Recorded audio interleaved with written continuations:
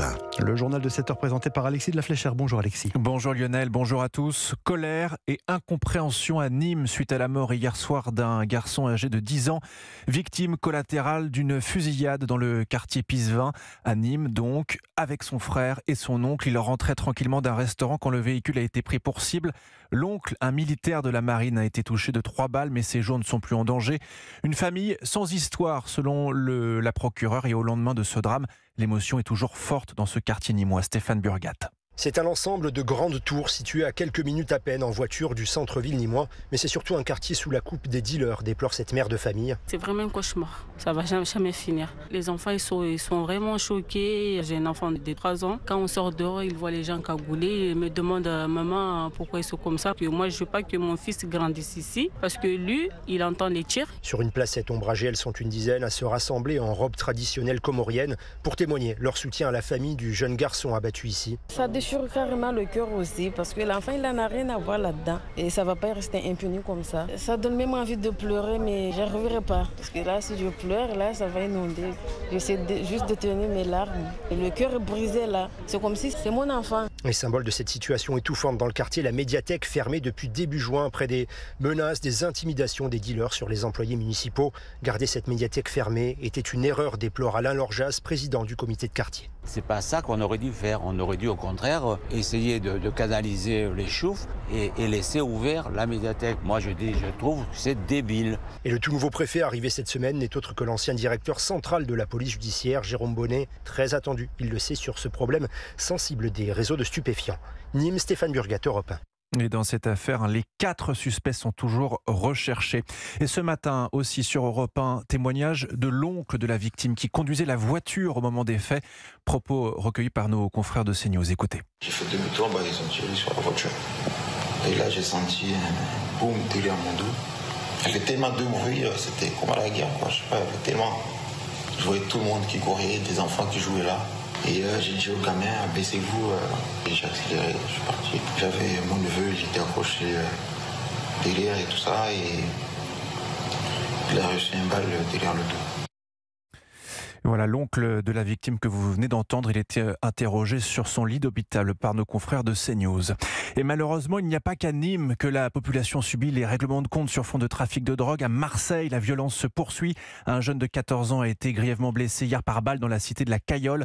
L'adolescent a été touché au niveau du ventre et conduit en urgence à l'hôpital avec un pronostic vital engagé. Europe 1, 7h03. La France a toujours aussi chaud. L'épisode caniculaire intense et durable se poursuit sur une large partie de l'Hexagone. Oui, avec, on le disait, 15 départements supplémentaires censés passer en vigilance rouge ce mercredi midi. On peut citer l'Ain, la Loire, l'Isère, la Lozère, le Gard, le Vaucluse, l'Hérault, l'Aveyron, le Tarn-et-Garonne, mais aussi le Gers. Dans le Rhône, le voyant rouge avait déjà été allumé hier. À Lyon, les 40 degrés ont été atteints. Les rues ont été désertées, tout comme les sites touristiques. Le parc de la Tête d'Or, par exemple, où les rares commerçants ouverts ont attendu en vain l'arrivée des clients. Caroline Baudry.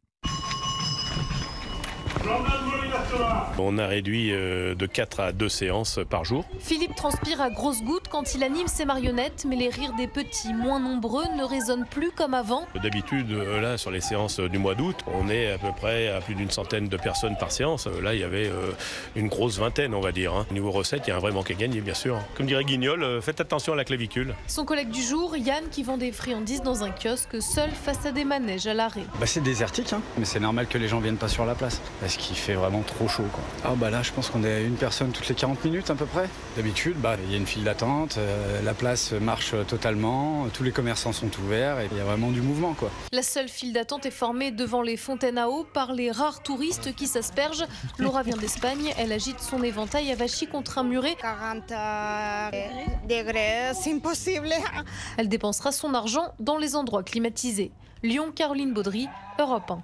Voilà, Lyon qui entame son 13e jour avec des températures très élevées. Pas d'amélioration en vue dans le secteur avant samedi. Des orages devraient éclater vendredi. En attendant, le mercure s'est à nouveau emballé hier et des records sont tombés. Oui, notamment dans la vallée du Rhône, à Puy-Saint-Martin, dans la Drôme. La barre des 43 a été franchie.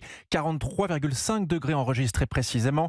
Plus au sud, dans le Vaucluse, le thermomètre a affiché 42,7 à Orange. Et puis c'est à souligner, Météo France a indiqué hier que la journée de lundi a été la plus chaude jamais enregistrée en France après un 15 août. À Marseille, il y a de la chaleur, mais aussi de la pollution. Oui, la cité phocéenne passe en alerte 2 à la pollution à l'ozone. Sur le réseau RTM et sur le réseau Aix en bus, un seul ticket de transport pourra vous servir toute la journée. Alors vous êtes peut-être encore en vacances, mais aussi peut-être sur le point de rentrer. Nous sommes déjà le 23 août, un retour qui s'annonce difficile à vivre à la pompe.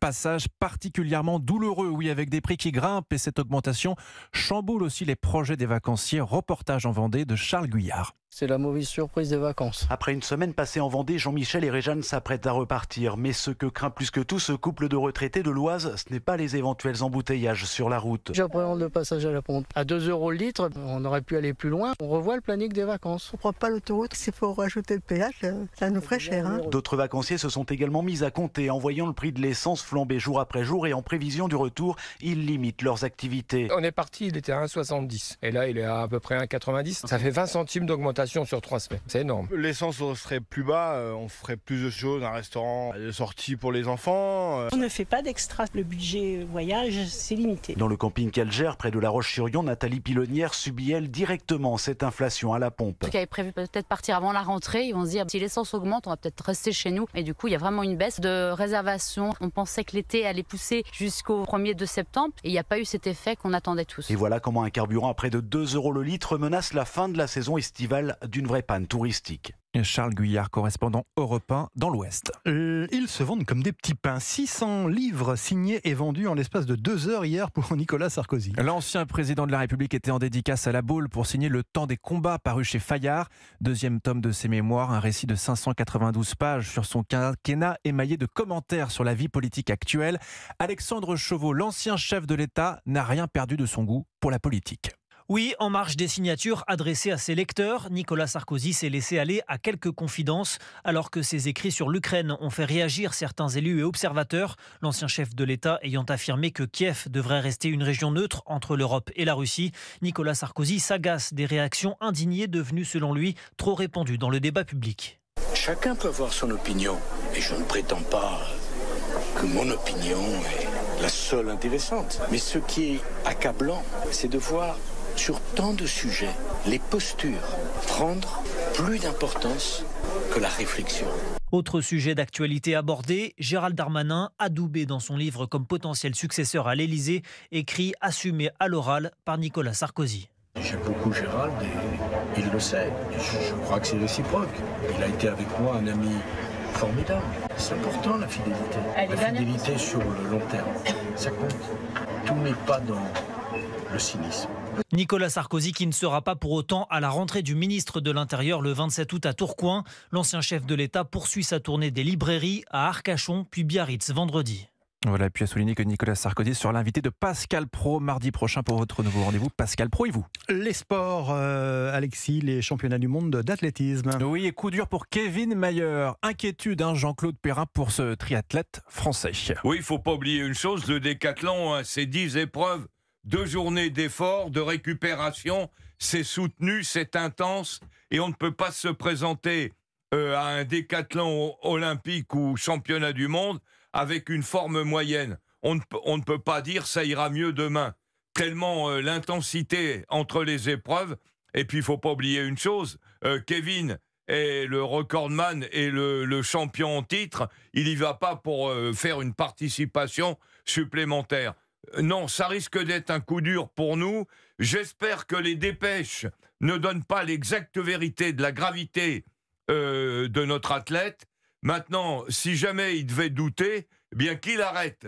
Qu'il arrête parce que le tendon, c'est sûrement ce qu'il a. Derrière la blessure aux ischios, c'est en général la chaîne numéro 1. On commence à se blesser à la cuisse et puis après, on est déséquilibré sur le membre inférieur et on a du mal après à récupérer du tendon. Donc c'est mécaniquement simple, mais excessivement compliqué à soigner. Donc il a raison s'il arrête, c'est la prudence, surtout pour sa santé pour l'année prochaine.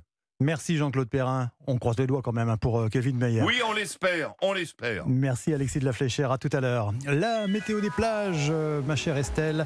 Tiens, on va aller sur la plage de Lacanau. Oui, à Lacanau, où vous aurez 38 degrés sur le sable et 24 dans l'océan. De même pour Biarritz. Et puis sur la façade méditerranéenne, au Canet, 35 degrés à l'extérieur et 25 degrés à l'intérieur. Et puis enfin, en Corse, à Calvi et à Bastia, 35 degrés sur le sable et 26 dans l'eau.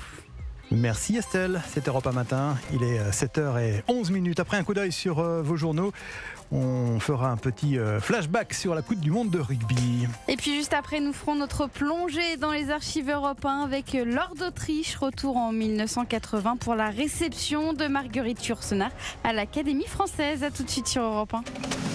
6h, 9h, Europe 1 Matin. Lidl.